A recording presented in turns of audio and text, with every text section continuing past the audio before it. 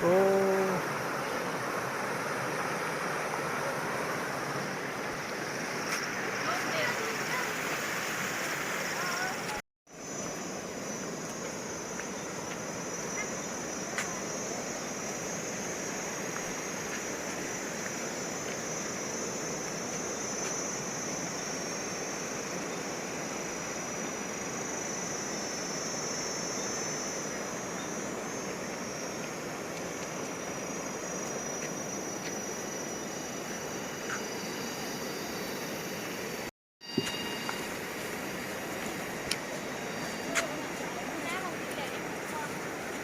น้ำใสแล้วเนี่ยเนาะลมๆพี่ดิ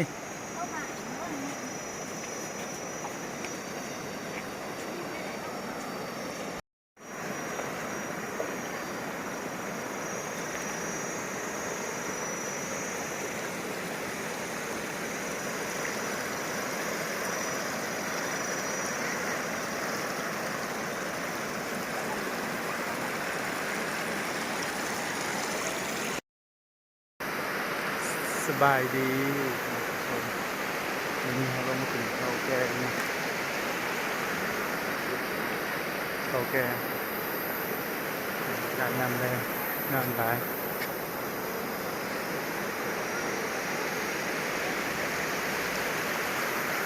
ผมโต๊ะวันนี้เรามากินกล้อยกุ้ง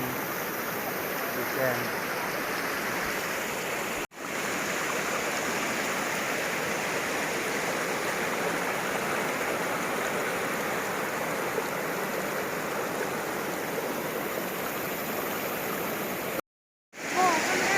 ฮะไม่เย็นปะธรรมดาปะ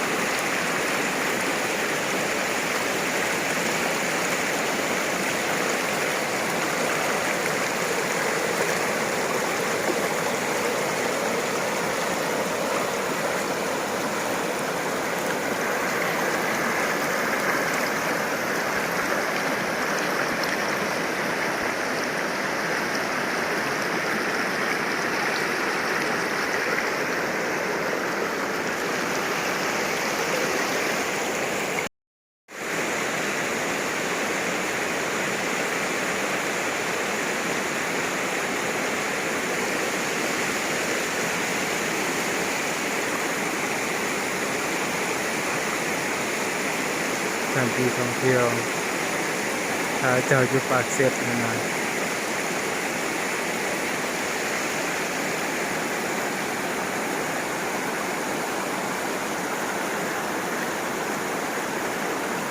แรง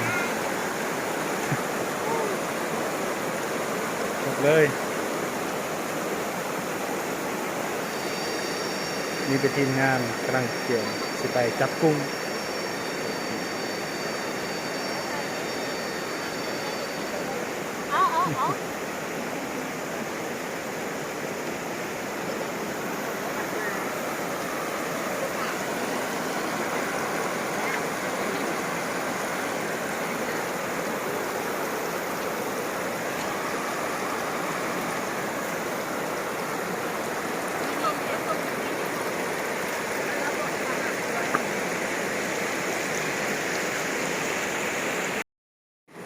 กำลังเตรียมอุปกรณ์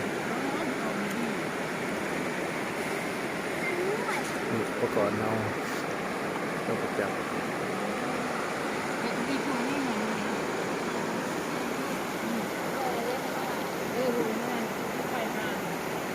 นิกกี้มาจากหาแล้วนิกกี้ลองล้ม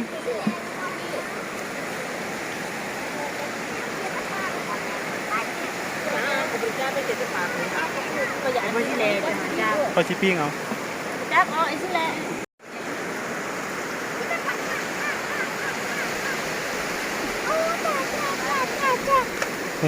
พร้อมจ้ะลูกไก่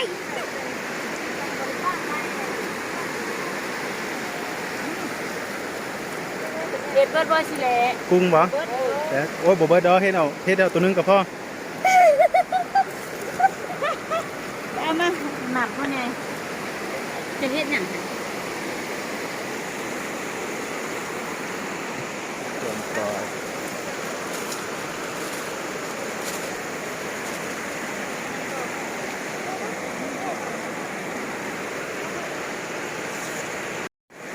กำลังสิปล่อย คนงามกำลังสิก้อย ไทยอันนี้ คนงามกำลังสิ เอาเลยแมนว่าคนคือดังปิ้นลุม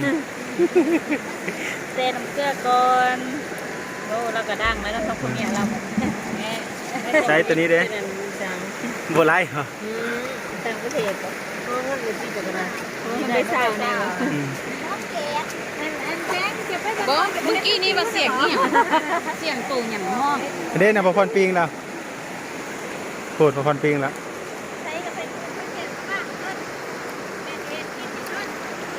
โอ้ปิงแล้ว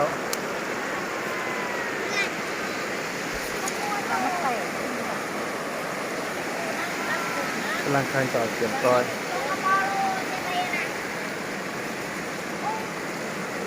ตัวนี้สิต่ำหรือสิก้อยสองเลย ตำจุดเองโอ้ย ห้อยกระปูตัวนี้